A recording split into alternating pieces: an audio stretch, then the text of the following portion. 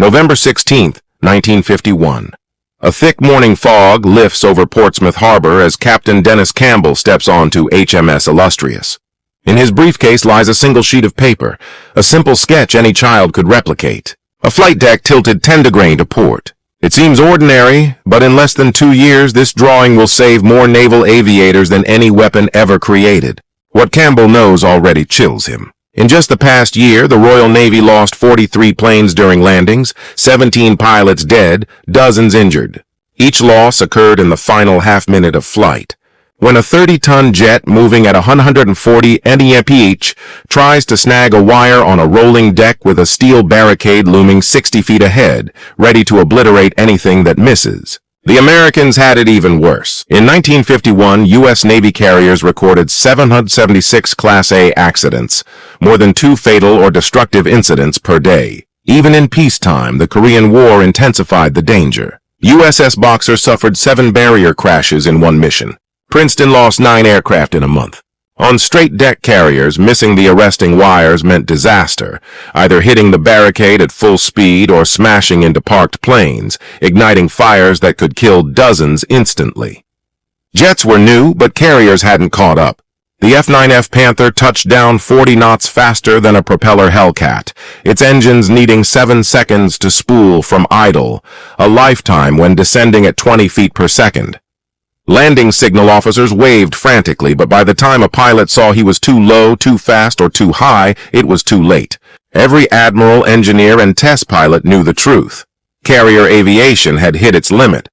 Jets promised the future, but that mattered little when the present was deadly. What Campbell couldn't foresee, what nobody in that Portsmouth briefing room realized, was that his radical concept would be dismissed, ridiculed, and labeled impossible by the very experts tasked with solving impossible problems, and that the breakthrough would stem from one man's refusal to accept needless deaths from flawed design. The crisis began in 1945, when Lieutenant Commander William P. Rahn made the first jet landing on USS Wake Island. His FFR-1 hit the deck at 90 knots, 20 faster than any prop plane, and the arresting cables shrieked under the impact. The landing succeeded, but the warning went unheeded. By 1950, every major navy faced the same peril. Jet engines revolutionized speed and altitude, but their sluggish throttle response created deadly traps. Prop planes could cut throttle and drop onto the deck, but jets had to land with power on, maintaining thrust until the wheels touched,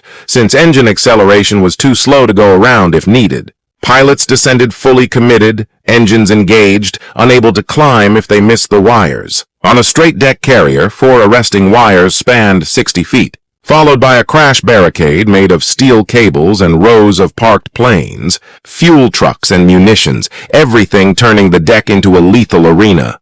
The math was unforgiving. A Panther landing at 125 knots, traveled 201 feet per second. Missing all 4 wires left just 2.1 seconds before hitting the barricade. Sometimes it worked. When it failed, 30 tons of jet fuel and ordnance smashed into parked aircraft at 100mm Bose. Captain Bruce Williams of USS Kearsarge watched 11 men die when a barrier failed in March 1951. The report recorded full power impact, barrier separation, and a chain reaction into 6 parked Corsairs, igniting fuel stores. 14 planes destroyed, 11 dead, 23 injured. Carrier operations halted for 48 hours. The usual solution was stronger barriers. The British built the flex deck, a rubberized landing surface meant to catch jets without landing gear. Test pilot Lieutenant Commander Eric Brown completed 40 landings on it, calling it sound but terrifying. The Americans invested $3.2 million in the Davis barrier, a mechanical web designed to stop a 25,000-pound aircraft at full throttle. When it worked, it impressed. When it failed, destruction was total. Stronger barriers didn't prevent crashes. They only contained them.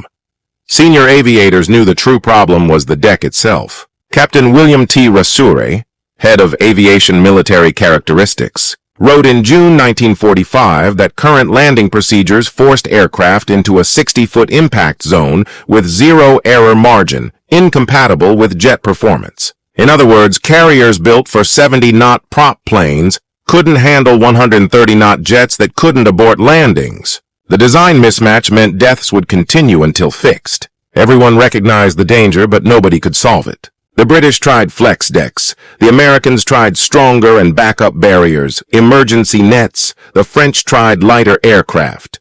Nothing worked, and accidents kept rising.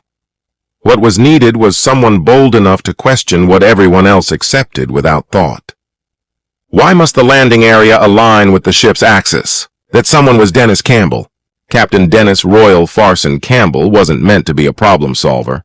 He was a desk officer. Born November 13, 1907, in Southsea, England, he joined the Royal Navy in 1925 as a midshipman and became a qualified pilot in September 1931.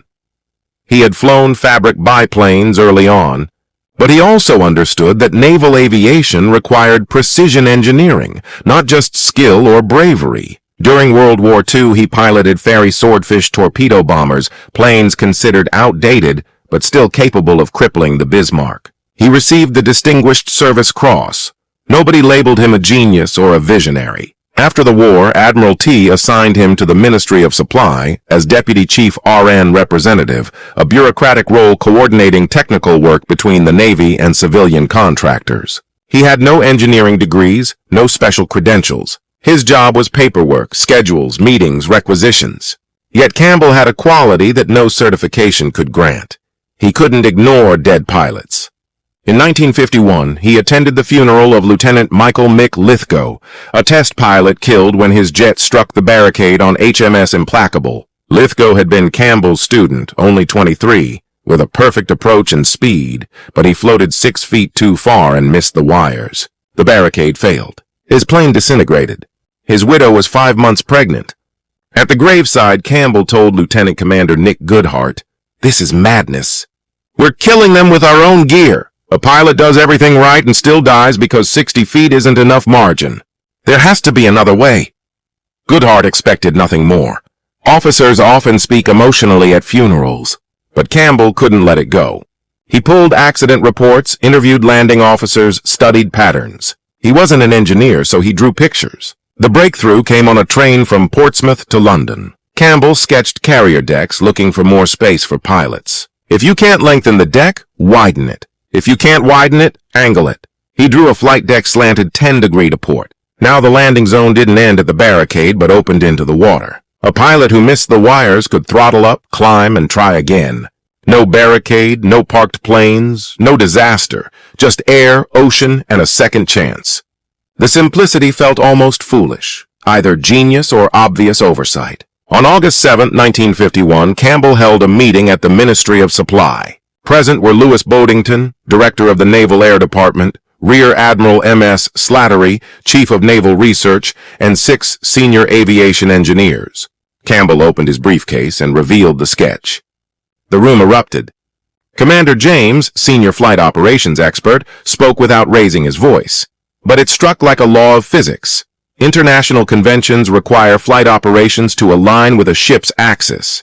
What you propose violates 15 years of maritime aviation regulations. This isn't innovation. It's amateurish nonsense. Campbell expected resistance, but not this condescension. The objection continued.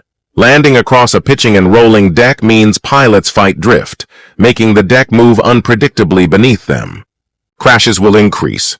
Goodhart began to respond, but Boddington, the civilian engineer, raised his hand.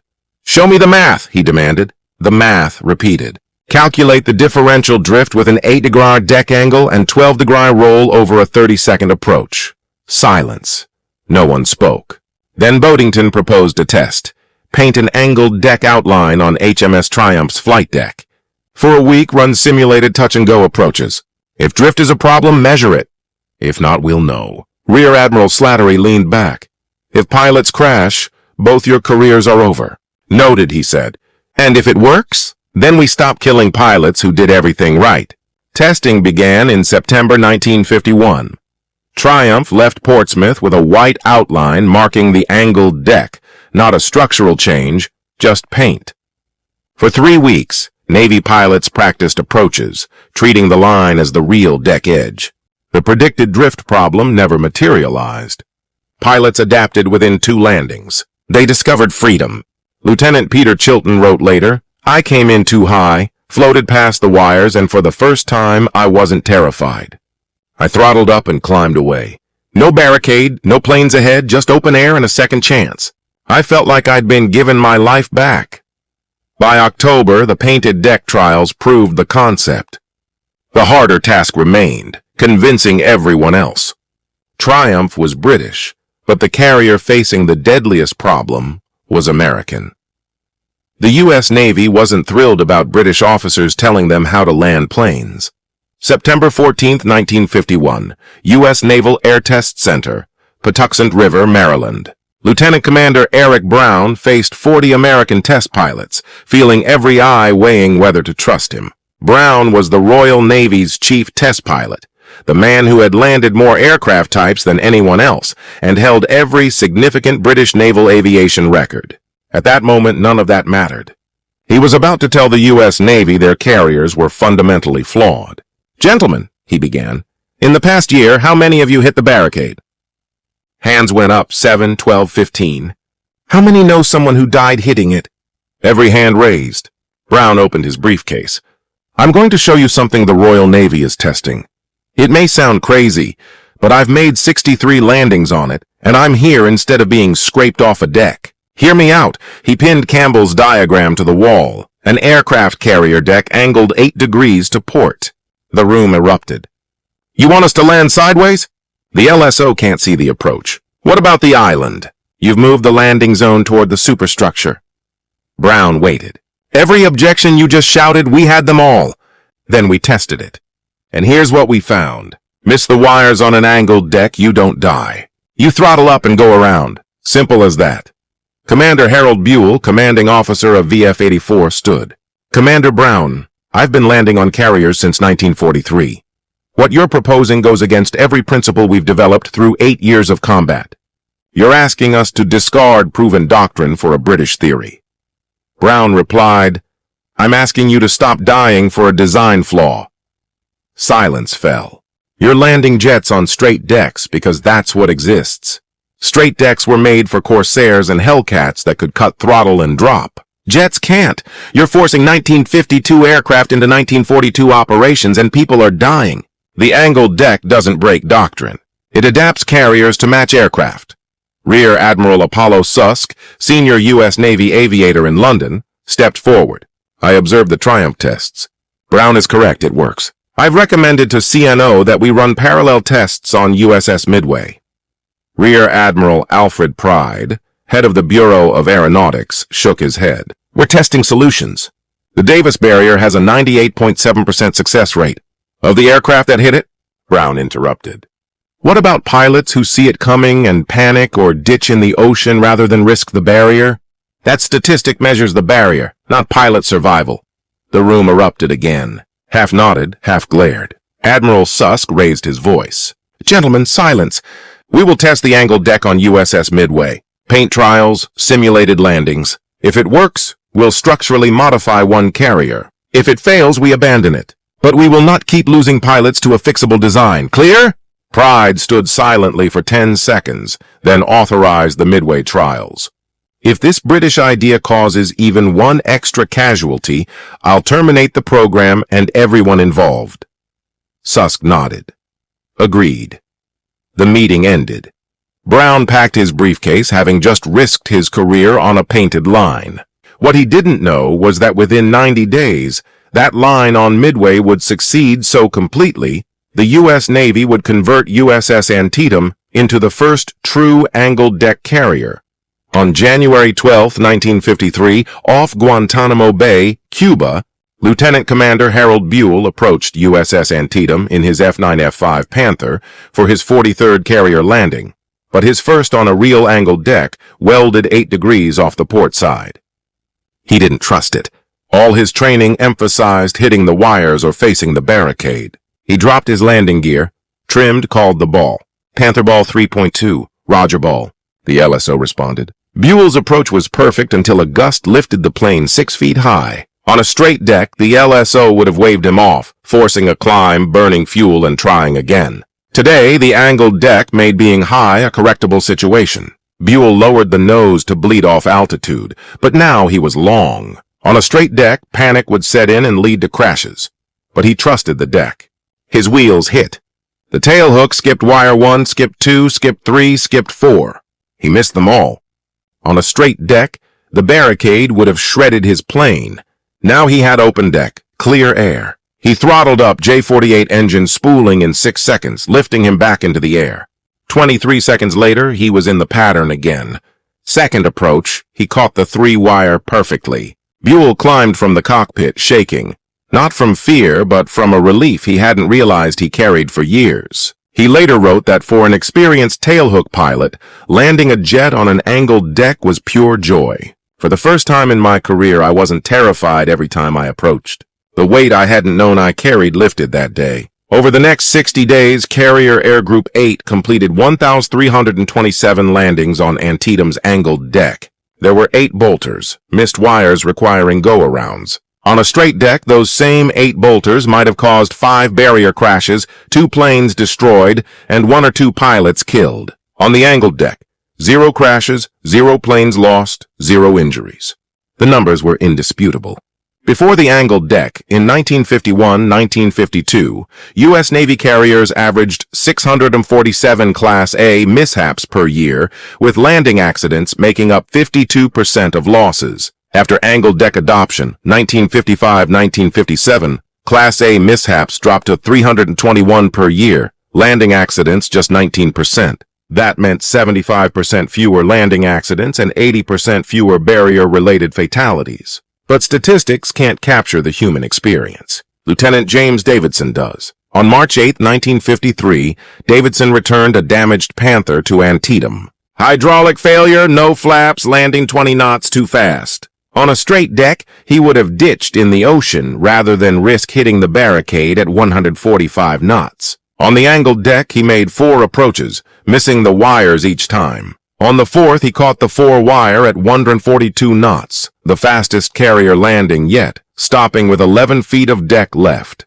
6 months later, he wrote to Captain Campbell, "Sir, I never met you, but I lived to write this because you had an idea everyone said was impossible. My daughter was born last month. I was there because you refused to accept that good pilots should die for bad design. Thank you doesn't cover it, but thank you." The British implemented angled decks on Ark Royal in 1955, the French on Clemenceau, and the Australians on Melbourne. By 1957, every major Western carrier had an angled deck or was retrofitted. The Soviets initially rejected it, but quietly adopted it in 1959 after repeated catastrophic accidents.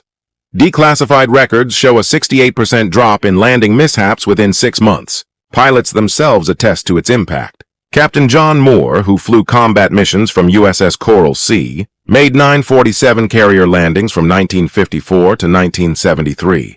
He boltered 62 times on a straight deck, each a potential fatal crash. Instead, he climbed away and tried again. Every pilot of his generation remembers friends who died in the 1950s hitting barricades. They survived because Dennis Campbell drew a line on paper and refused to stay silent. By 1975, the angled deck was standard.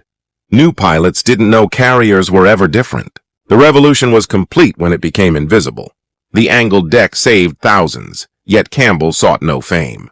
After the breakthrough, his actions surprised many. He never gave press interviews about the angled deck. Promoted to Rear Admiral in 1954, he attended the Ark Royal launch but directed reporters to Louis Boddington and the engineers. When invited to the commissioning of USS Forrestal in 1955, he sent regrets to attend the funeral of a Royal Navy lieutenant killed in a helicopter accident, believing officers always attend funerals for their people. In 1957, he received the CBE for services to naval aviation, a brief citation he kept in a drawer. He retired in 1960 and became a technical consultant for Hawker Siddeley, working on vertical takeoff jets. Colleagues recall his obsessive focus on pilot safety, often slowing design reviews to ask, what happens if this fails at night in bad weather? Odds didn't matter to him. The pilot did. Campbell died April 6, 2000, age 92. Obituaries were brief. None captured what the angled deck meant. Every carrier landing since 1953 exists because one man refused to accept preventable deaths. Today, every aircraft carrier worldwide uses an angled deck. Even the U.S. Navy's Gerald R. Ford-class carriers retain an 8-degree port angle, exactly as Campbell drew it in 1951. Modern U.S. carrier pilots make over 15,000 landings per year. About 8% miss wires, roughly 200 missed approaches annually. Without the angled deck, that would be 200 potential barrier crashes, hundreds of lives at risk each year, tens of thousands over 70 years. Lieutenant Colonel Arthur Black of the U.S. Marine Corps, who flew FA-18s from 1985 to 2007, wrote to Campbell's family in 2003, "I never met your father, but I made 147 carrier landings. I bolted 142 times, missing all the wires. That's 142 times I could have died. Instead, I climbed away and tried again. Your father gave me 142 second chances, a career, a life. On behalf of every carrier pilot who lived because of him, thank you." Campbell never responded. He had passed 3 years earlier. Some breakthroughs don't come from experts, but from someone unwilling to accept. That's how it's always been as an answer. Campbell wasn't an engineer or test pilot. He was a bureaucrat who couldn't ignore dead friends and had the courage to draw a simple line and ask why not. The angled deck saved more lives than any Medal of Honor recipient and transformed naval warfare more than nuclear weapons or guided missiles. Yet it emerged not from committees or labs, but from a train ride, a notebook, a sketch, and refusing to stay silent when everyone said it was impossible. That's the story. That's why it matters. The next Dennis Campbell might have no credentials or